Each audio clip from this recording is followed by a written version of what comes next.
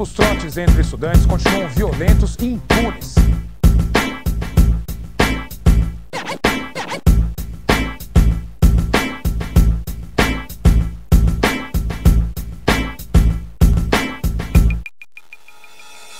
Matar, matar, matar, matar, matar, matar, matar, matar.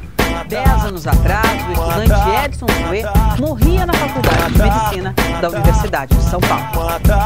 Para acabar com o trote violento, Queimaduras, chicotadas, humilhação. tiveram consequências graves. A minha alma, Os trotes entre estudantes continuam violentos e impunes. 10 anos atrás, o estudante Edson Suê morria na Faculdade de Medicina da Universidade de São Paulo. Os trotes a entre minha estudantes continuam alma tá violentos e armada impunes. e apontada para a cara do sucesso. Os pais sem voz, não é paz, é medo. Às vezes eu falo com a vida, às vezes é ela quem diz qual a paz que eu não quero conservar pra tentar ser feliz. Às vezes eu falo com a vida, às vezes é ela quem diz qual a paz que eu não quero conservar pra tentar ser feliz.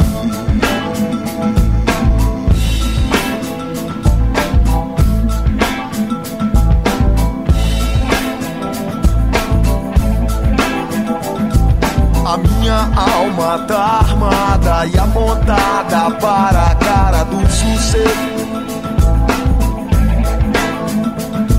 Os pais sem voz, não é paz, é medo. Às vezes eu falo com a vida, às vezes é ela quem diz qual a paz que eu não quero conservar pra tentar ser feliz. Às vezes eu falo com a vida, às vezes é ela quem diz qual a paz que eu não quero conservar pra tentar ser feliz.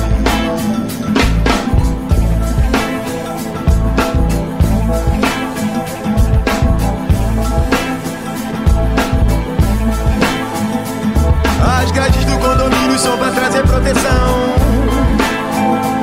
mas também trazem a dúvida se é você que tá nessa prisão. Me abrace e me dê um beijo, faça um filho comigo, mas não me deixe sentar na poltrona no dia de domingo, procurando novas drogas de aluguel nesse vídeo coagido. É pela paz que eu não quero seguir admitindo.